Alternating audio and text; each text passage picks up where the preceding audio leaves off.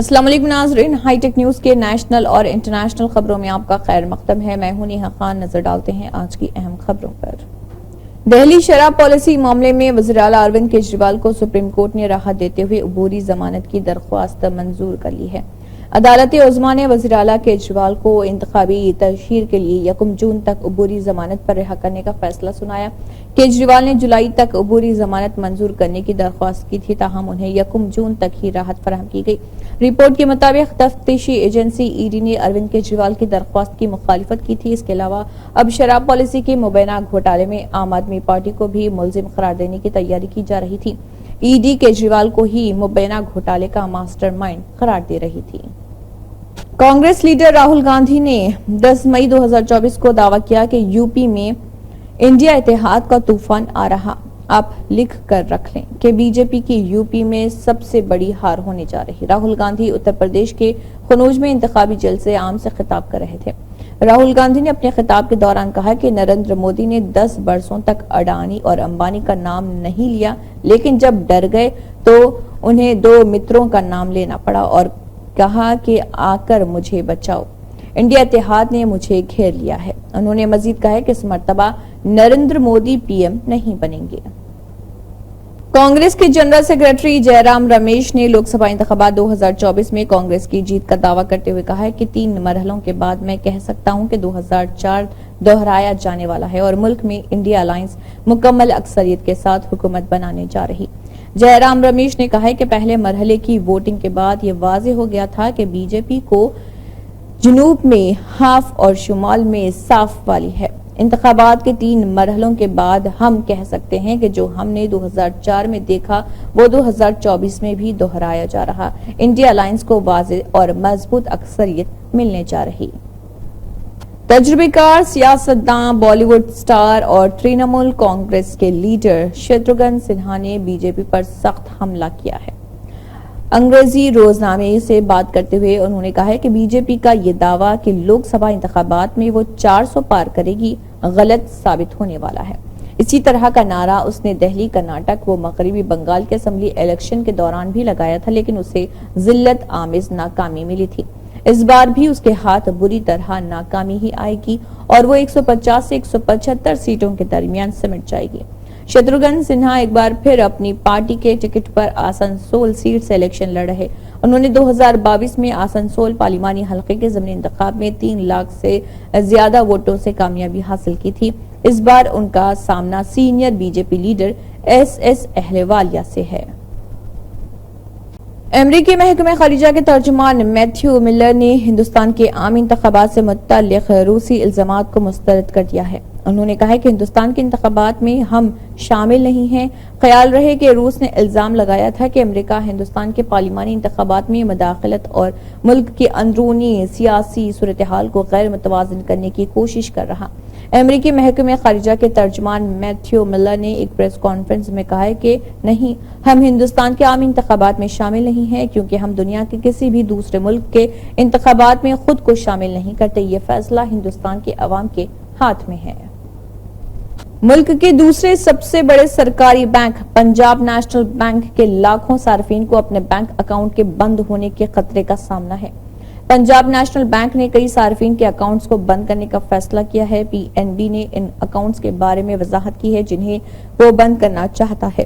Punjab national bank کی جانب سے دی گئی معلومات کے مطابق وہ ان بینک اکاؤنٹس کو بند کرنے جا رہا جو گزشتہ 3 سالوں سے نان آپریٹو ہیں، یعنی انہیں استعمال نہیں کیا جا رہا اور ان میں کوئی بیلنس نہیں ہے۔ اس کا مطلب ہے کہ پنجاب نیشنل بینک صرف ان اکاؤنٹس پر کارروائی کرنے جا رہا جن میں نہ تو کوئی رقم جمع ہے اور نہ ہی گزشتہ 3 سالوں میں ان میں کوئی ٹرانزیکشن ہوئی ہے۔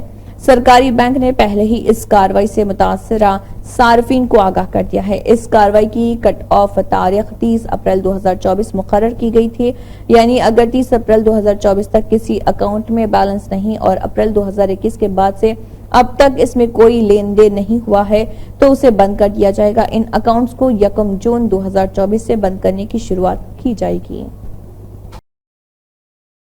بہار اسمبلی میں اپوزیشن اور راشٹریہ جنتا دل کے سینئر لیڈر تیجسوی پرساد یادو نے وزیر اعظم مودی پر الزام لگاتے ہوئے کہا کہ اس بار لوک سبھا انتخابات کی مہم کے دوران وہ مہنگائی اور بے روزگاری جیسے حقیقی مسائل کے علاوہ وہ صرف ہندو مسلم پر بحث شروع کرنے میں مصروف ہے۔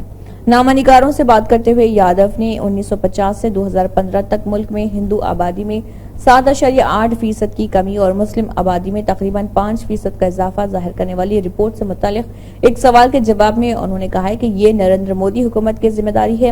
انہوں نے کہا کہ مردم شماری 2021 میں ہونا تھی لیکن اس میں تاخیر ہوئی، اس کا ذمہ دار کس کو ٹھہرایا جائے۔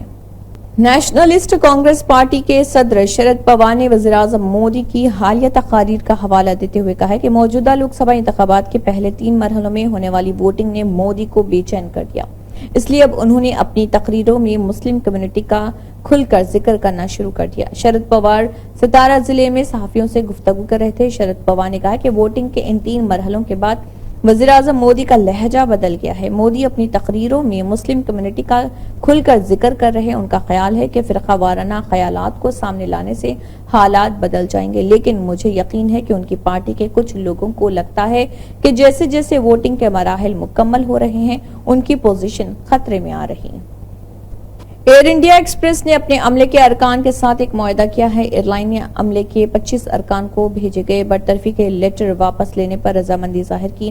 ایئر لائن کے عملے کے ارکان نے بھی اپنی ہڑتال ختم کر دی۔ ایئر انڈیا کے عملے کے ارکان نے تنخواہ، الاؤنس اور کام کے حالات سے متعلق اپنے مطالبات کے ساتھ ہڑتال شروع کی تھی۔ عملے کے ارکان اور انتظامی ارکان کی میٹنگ چیف لیبر کمشنر کے دفتر میں ہوئی ہے۔ میٹنگ میں ایئر انڈیا ایکسپریس کے چیف آفیسر اور 4 دیگر افراد اور عملے کے 20 سے زیادہ سینئر ممبران موجود تھے۔ شائع خبر کے مطابق ایئر انڈیا ایکسپریس اور عملے کی میٹنگ کے بعد بھارتیہ مزدور سنگھ کے سیکرٹری گریش چندر آریہ نے کہا کہ چیف لیبر کمشنر نے ہمیں ایئر انڈیا ایکسپریس کے بحران میں مفاہمت کی کارروائی کے لیے بلایا تھا۔ عملے کے اراکین کے تمام مسائل پر تبادلہ خیال کیا گیا۔ نیشنل کانفرنس کے صدر فاروق عبداللہ نے کہا ہے کہ اگر بی جے پی لوک سبھا انتخابات میں ہار جاتی ہے تو نئی حکومت انتخابات میں الیکٹرانک ووٹنگ مشینوں کے استعمال کو ترک کر دے گی۔ فاروق عبداللہ نے کہا کہ الیکٹرانک ووٹنگ مشینیں دنیا بھر میں کہیں بھی استعمال نہیں کی جا رہی، لیکن انہیں یہاں ہم پر مسلط کیا گیا۔ سابق چیف منسٹر جموں کشمیر نے کہا کہ اگر دہلی میں ہماری حکومت بنتی ہے تو ان مشینوں کو دریا میں پھینک دیا جائے گا۔ انہوں نے کہا کہ یہ مشین سرقے کی مشین ہے۔ آپ جب ووٹ دیں تو اس بات کو یقینی بنائیں کہ ووٹ دیتے وقت آواز اور روشنی آئے۔ اگر آپ کو روشنی دکھائی نہ دے تو وہاں موجود عہدیداروں سے پوچھیں، خوف زدہ نہ ہو۔ جھارکھنڈ کے سابق وزیر اعلیٰ ہیمنت سورین کو سپریم کورٹ سے راحت نہیں ملی ہے۔ کورٹ نے ہیمنت سورین کی عبوری رہائی پر سماعت کرنے سے انکار کر دیا۔ وہ انتخابی مہم کے لیے جیل سے باہر آنا چاہتے تھے۔ عدالت نے کہا کہ ہائی کورٹ نے گرفتاری کو چیلنج کرنے والی درخواست مسترد کر دی ہے، اب اگلے ہفتے اس پر بحث کریں۔ دراصل ہیمنت سورین نے ہائی کورٹ کے فیصلے میں تاخیر کی بنیاد پر اپنی رہائی کا مطالبہ کیا تھا، لیکن 3 مئی کو ہائی کورٹ نے ان کی گرفتاری کو صحیح ٹھہرا دیا تھا۔ ہیمنت سورین کو جنوری میں رانچی میں ایک اراضی گھوٹالے کیس میں گرفتار کیا گیا تھا۔ اس وقت سے وہ عدالتی حراست میں ہے۔ گرفتاری کے بعد سورین نے وزیر اعلیٰ کے عہدے سے استعفیٰ دے دیا تھا۔ ہیمنت سورین نے عدالت سے کہا ہے کہ جس کیس میں انہیں گرفتار کیا گیا ہے وہ شیڈیول آفنس کا نہیں ہے، ان کے خلاف پیسوں کی ہیرا پھیری کا کوئی کیس نہیں بنتا۔ سورین کا کہنا ہے کہ رانچی اراضی گھوٹالے کی جس متنازع زمین کی بات ہو رہی ان دستاویزات میں ان کے نام کا کوئی ذکر نہیں کیا گیا۔ اسی کے ساتھ ہائی ٹیک نیوز کے نیشنل اور انٹرنیشنل خبریں اختتام کو پہنچتی ہیں۔ اللہ حافظ۔